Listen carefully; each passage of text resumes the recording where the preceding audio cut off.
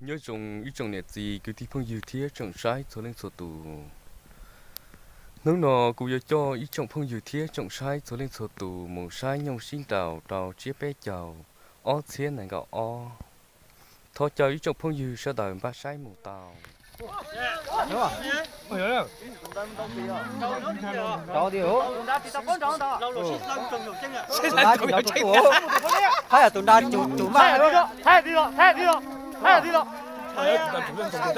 ủa tụi con đây là 太低了， tụi tao đã đến trả tụi tao đó còn chúa rồi đó 左手低了呢， tụi ta đang làm cái này ra 右手低了。 một cái này tụi ta một cái nữa tao đâu thế là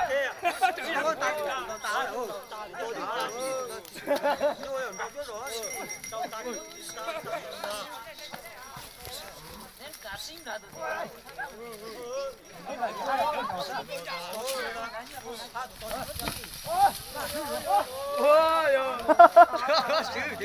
摸就摸底了，让你。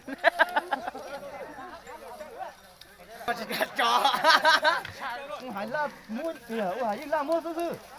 cho tụi tao một sao một trò摸nhau rồi. Tụi tao hải, tụi tao thì còn chỉ có à.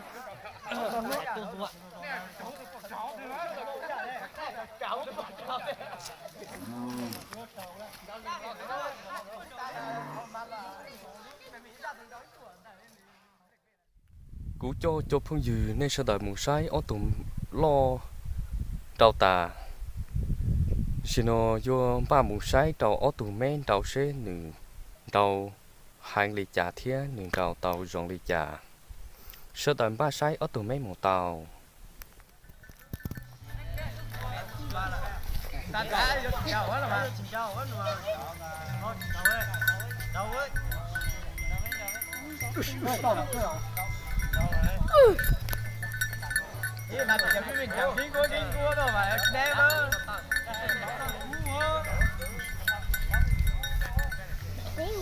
Không rõ nè. nét xin là bó tứa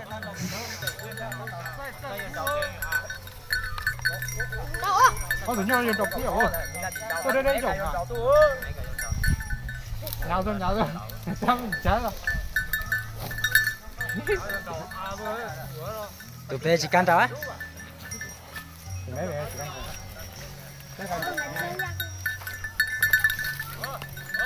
đi đó Cái khó đó. thình thình tần ta mà Tôi giờ thấy có chó mày không? Chó hả? Không không? Nó là tại đây chỉ có hổ thôi. ôi yo Ôi.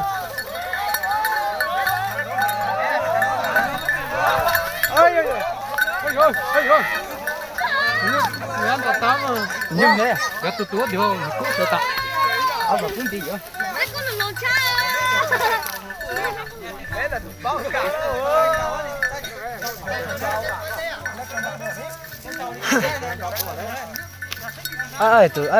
tụi sáng đã lắm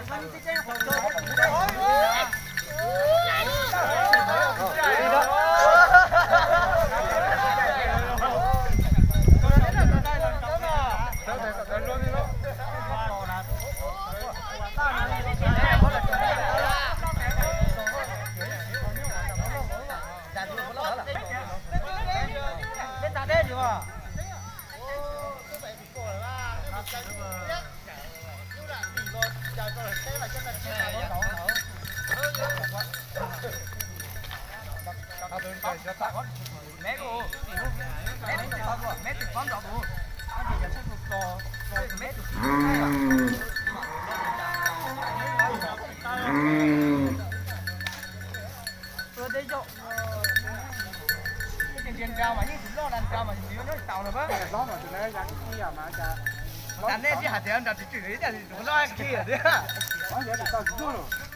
Tao chỉ luôn nè, mà giờ tụi chúng tao giờ tháo tụi tụi tươi à.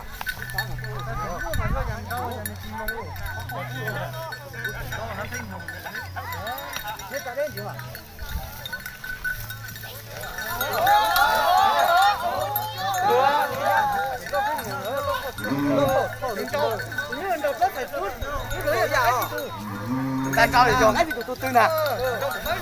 Đấy là thao cái gì đó.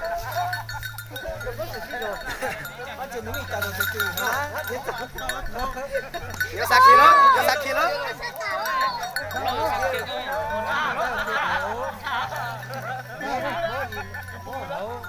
xin được xin trao nên xin được xử lý chả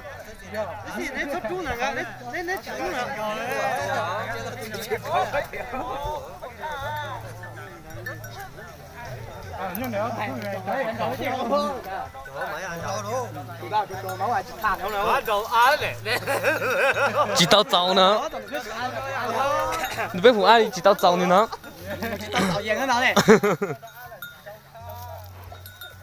Chát, ăn lệ tụi tao, chát nữa. Chát, sạc suy nè. Mày tụi ta trồng mấy tụi tao khéo có tiếng cao có. Ta chỉ bảo nhá chạy chua tè thì nhá chạy cút đó. Xí cao nữa. Theo đu lại sai. Đánh người ta là. đâu đâu ô vô tụi nó kia rồi tụi sư sư nó luôn Tại tự nhiên nên là tôi được lâu rồi kỷ niệm rồi.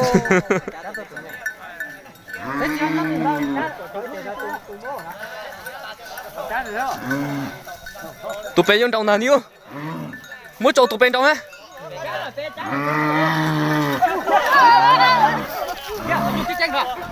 Cái cá chả tan là tránh đó.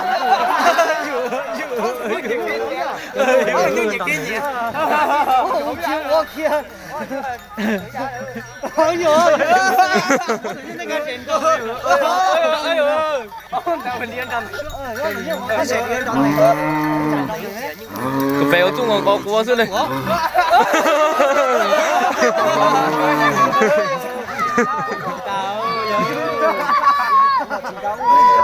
con chó từ rể từ sét đi chó từ rể Chị ô lý mình chính trang thôi. Mà giờ tại đâu là gõ từ chúng mà trên đầu này là tụi mình chính đâu anh gõ tụi liền thì anh gõ tụi đầu này nó mà gõ liền gõ từ thì nhà này gõ từ mà xin cho lên mà xin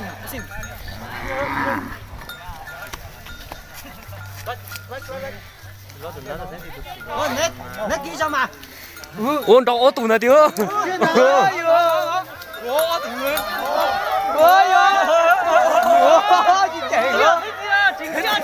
ô tụi nó sướng hết rồi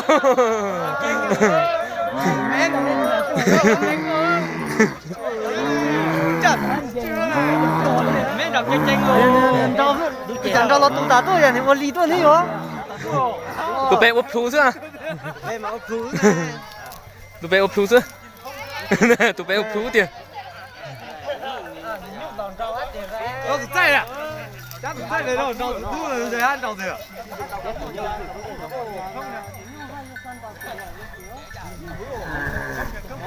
nào chúng ta bé ăn nó dày nhớ này thằng đồ tiền sao thì nó trâu tôi đến à tụi bé nhìn trâu dân ốp tụi đó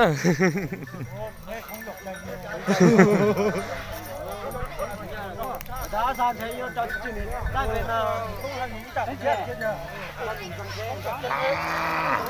cái gì làm đâu đó giờ nếu chăn trâu chút chăn tôi chăn tụi bé à khi bé chỉ tôi làm trâu xem niệm trâu bé có niệm phú đó niệm trâu có niệm phú giả nó có đồ chắc tụi khi bé chỉ tôi làm trâu là xem được buồn trâu như thế nào trâu như tụi bé mà trâu như bé tụi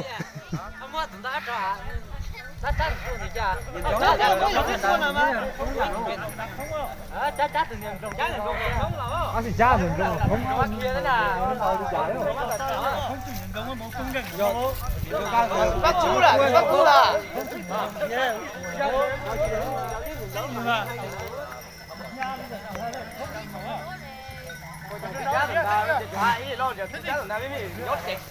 tụi ta mà chịu tụi ta mà chỉ cho tụi ta mà chỉ cho tụi bé chỉ tôi thôi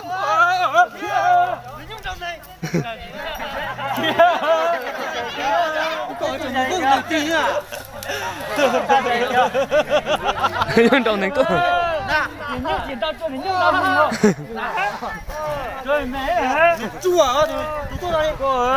tôi đến gì nè ăn chỉnh cua chỉ phải là tụi em thế tụi à thế giờ tranh tụi bé đó 到了，来，不然就是那个只有老头啥说多东西。哎呀，老头你讲，你看菜个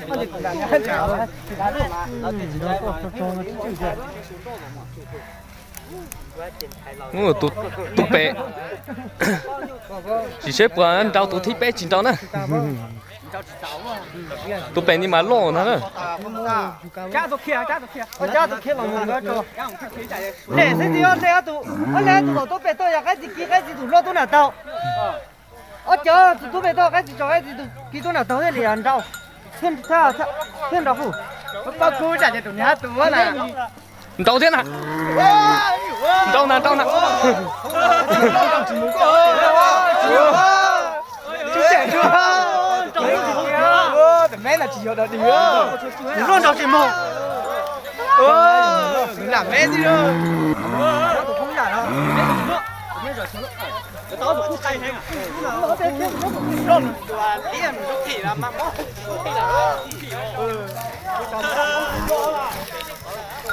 đâu tụt lo thế nào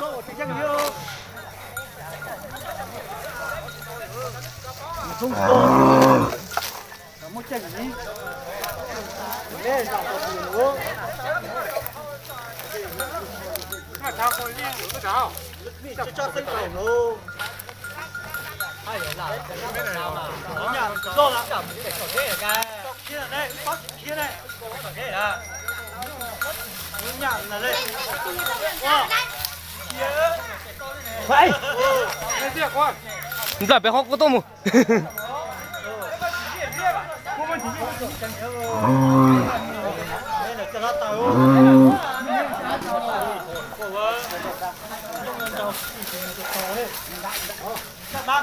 ai trả thằng ta thích gì á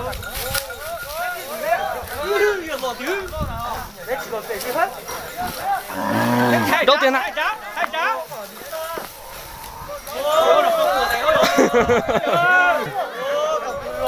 tụi đâu thế à tụi đâu tiền nữa nhung trâu á nhưng mà tụi đấy mà nhung trâu á. hai chỉ có cú Lo mà uống đi tụi cá tàu ơi. mẹ cái gì nữa mẹ cái chỉ cả sứ nữa tụi mẹ nó chỉ cả sứ nữa tụi mẹ nào mà chỉ nhông sứ nữa nữa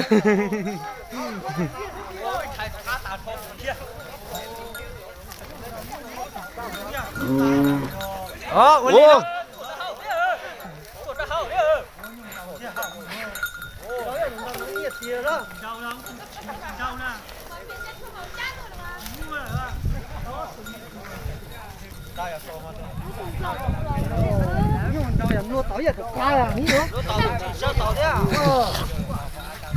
là tụi chỉ tao nhông sứ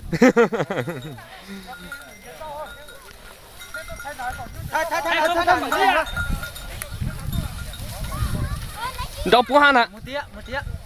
bố han tôi chỉ cho chạy tôi biết thay rồi đó chỉ nhông sứ nè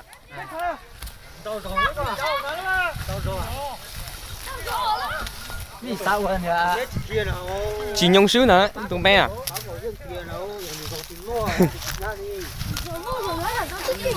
sắp vào rồi à tụi điên kia rồi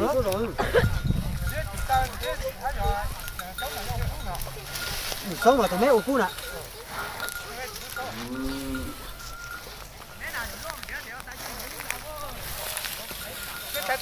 thay ô nó cái thay ở đây cái thay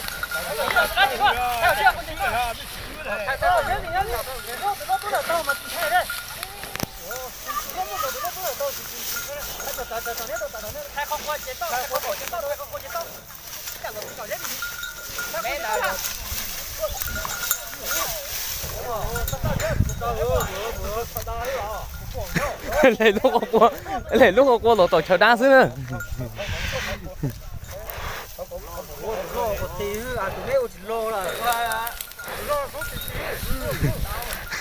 tụi lo cho lo xin chạy trả được xứ à chẳng được trăm mùa tụi lo bỏ nữa tụi cua li tụi lo chạy trả tụi lo chạy trả tụi lo bỏ đá nãy cái chỗ chi rồi, phải trái nhiều. tụi mẹ vô mua nhung trâu luôn Mẹ dùng tao chứ tụi tao mà một lớp biết chầu tôi thì vợ.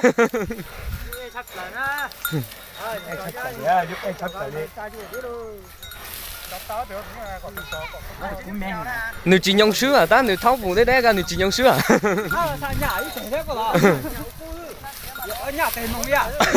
lạ luôn Như là thông常你记得教我反正不懂着对了。Thôi thì được té rồi. Tao giờ miệng dùng đó à. Dùng đồ thì. Tụi này dùng đó đó. Nhưng mà là số chén gì á, thế là số. Rồi à đừng rồi mẹ đừng ôi tao cú hư. Lo mất tiền à. tụi lo là thao mà những tụi lo có bỏ nó Cho tụi mấy gì đó. Cho tụi mấy gì đó.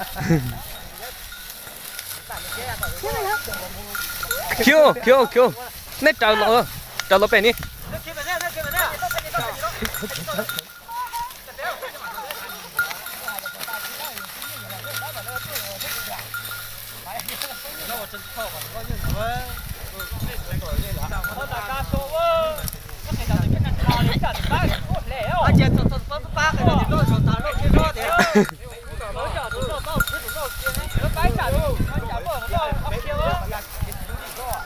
tụi lo nhà tí là chỉ bú nữa thanh à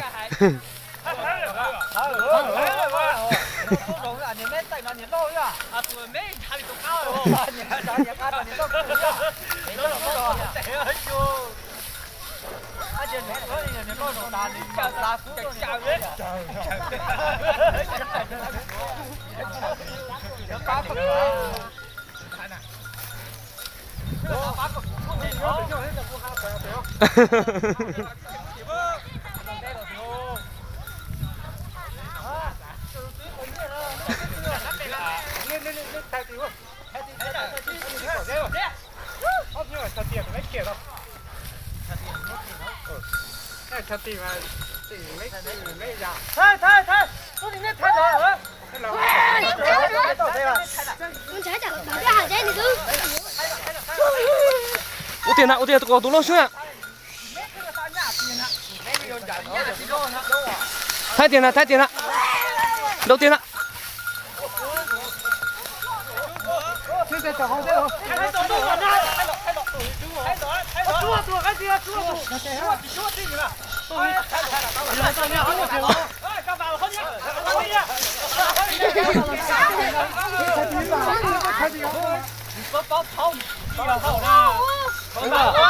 ôi tụi lo vô shoot chưa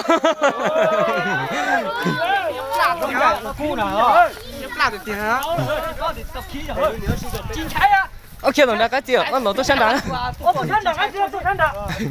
Đó rồi tôi chỉ là chú ý rồi. Tôi chạy cả qua đây đó. Hai chạy tổng cao rồi đó. Chị thay nè. Em con thêm cả. ta bố dễ tôi là tí chú chẳng Nếu trời tao tới chủ trời tao à. Chị trời mà nó tên cô đó. Nhớ nhà đó, nhớ nhà lòng đó.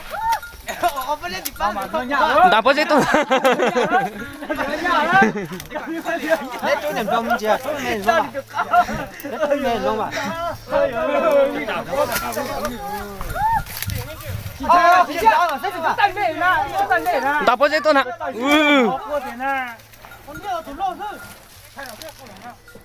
Dạ, nếu có gì nè, anh cái tụi lo có đi không Ở trên này rong gì ba? Trên này rong gì ba? đi ta mà. À, xem à. À, xem gì à? Chỉ có trò số đâu. Đây là gì? Ô, tụi nó phải chạy tụi cá tao luôn. Cá gì ở đâu là nó? Một thằng tí nữa hả?